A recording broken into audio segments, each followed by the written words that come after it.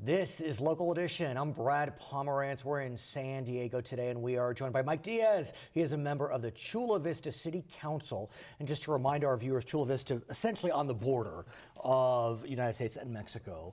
And so questions surrounding immigration can get very passionate, emotional, and heated.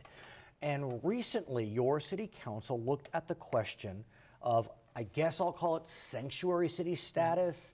Again, the word sanctuary means a lot of things to a lot of people, but let's talk through that. Tell us about that meeting. It must have been an interesting one, to say the least. It was, and so we, like many cities throughout the state of California, and there's like 30 right now that are actually labeled themselves sanctuary city, which there is no real definition yet. Right.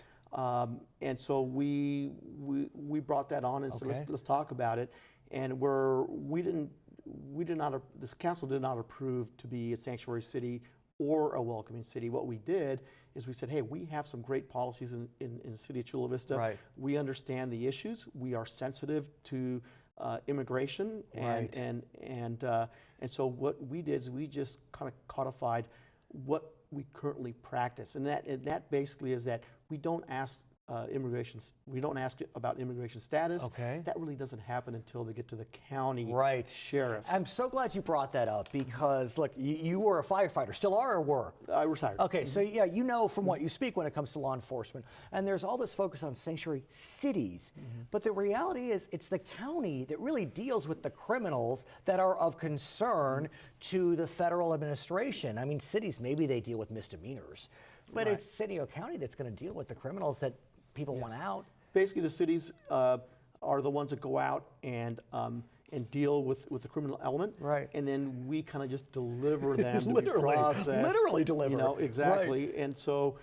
there's no real need for us to do that. So I think our goal in the city of Chula Vista was to let the citizens know that you know, we're not asking status, and that that folks should not have fears. Now, and I also got to make clear that the fear sometimes is pushed from different sides of the political aisle, from both sides. And I appreciate you saying that because, look, the reality is that if you look at the prior administration, President Obama's folks deported more people than any administration had done in that same amount of time. Some folks in the Latino community called President Obama the deporter-in-chief. But look, words matter, and so the new president is using language that is very, some would call it incendiary as it relates to immigration. And you know, anecdotes matter, and you hear about one DACA kid that may have been deported, a kid who was brought here as a child, now an adult, and it causes anxiety. Yeah. And you know, and those are very isolated cases, I believe.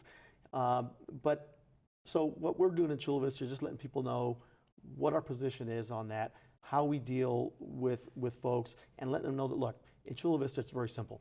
If you're a criminal, we're going to deal with you. Other than that, there's no need to worry. So one of the things that we're going to be doing is educating the public, letting me know, you know, what our positions are, so that they don't have to have the fear of you know, I don't want to report a crime because I'm not here. But that's the problem. I mean, and you know that much better than I do. The problem is perception is reality for people, and the perception is, and in large part because there are so many anecdotes that they add up to, if you interact with law enforcement, they might find your aunt who's in your house when, you know, the gunfire came through the window and your aunt gets deported because she happened to have been there. You know, domestic violence cases aren't getting reported. And that's and so again, that is what we need to let people know, is that when that happens and our police officers show up, they're not asking those questions. All we want to do is deal with the criminal element.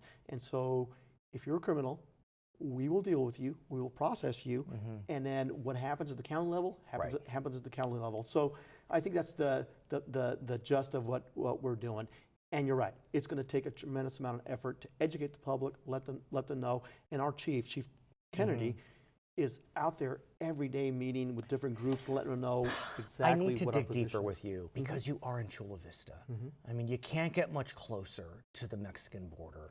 And I have to presume, and again, it's a presumption, that a lot of your folks are of either Mexican descent, born in Mexico, whether they're documented or not, I don't know.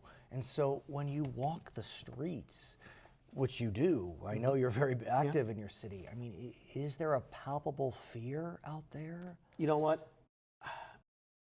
I don't see it. Okay. And let me just tell you something, just so people know that where I sit. I was born in Mexico. My sister was born in Mexico. My brothers were born in Mexico. My mother was born in Mexico. My grandparents were born in Mexico. I currently took in a student whose parents were deported to Mexico. Great kid. When? Great kid. When were the parents deported? I believe it was like a year and a half ago. And so devastating. And so what I did is, it was a great student. Yeah. I never knew him before, and I said, you know what, you're going to live with me. We'll take care of you. You know. And so the reason I say that is because I oppose sanctuary cities because of the public safety aspect, and so people just need to realize that, you know, America is a very, very compassionate country. Right. We allow more people into the United States than any other country. But not lately. I mean, the new administration we know has cut that off. I mean, the number of refugees we've taken in has plummeted. I don't know that it's gone down. I think it's gone down 70%. I think you're right. Because people are looking at it and going, do I want to break the law and go into the United States? Let's dig deeper though into Chula Vista and what you've done, because that's incredibly empathic of you. And what's hard to hear, I don't know the situation with the parents. I don't know if they were gangbangers, but how devastating for the kid. How devastating. Right, and what made it really, what was really neat with, I don't want to talk about that because then it gets politicized. But I think the point that I want to make is that I believe that, you know, we are a nation of laws. Right. And that if you don't like a law, we change it. Now, does that mean that we're going to go out and round up every person that's here illegally? No. Our police department, by the way, when we talk about these things, if we were to do that, we couldn't do it. We are one of the most understaffed police departments in the county, in the region. But that begs the question, because the new administration has said, if you don't cooperate with us, we're going to try to withhold your federal funds. I don't know what cooperate means. They haven't said.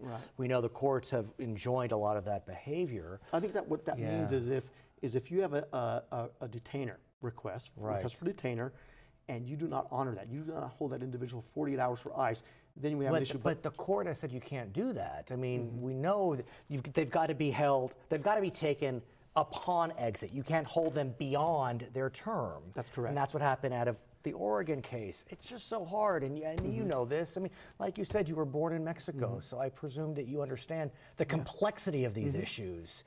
So how did Chula Vista residents feel about your motion that may not have used the word sanctuary or welcoming, but said that, you know, we're not going to start looking into immigration matters? You know what? I think there's going to be people on both sides that are going to say we didn't do enough. There's going to be people that think like me that, hey, you know, we didn't. You should hold your ground. There's folks on the other side of the aisle. They're going to go, we should have gone further. Which probably means you did the right thing. Yes. Which probably means you came to a resolution. But you know what? If you look at the tapes of our council meeting in Chula Vista, here's the one thing I'm going to say, is that I am on the losing end of that. If you do the math, I was on, you know, I was but compromise is important. Exactly. And I think the most important thing, Brad, is that the people in America today are tired of the divisiveness. So let's have you back more and talk about it. He is Mike Diaz of Chula Vista. I'm Brad Pomerance. It's Local Edition.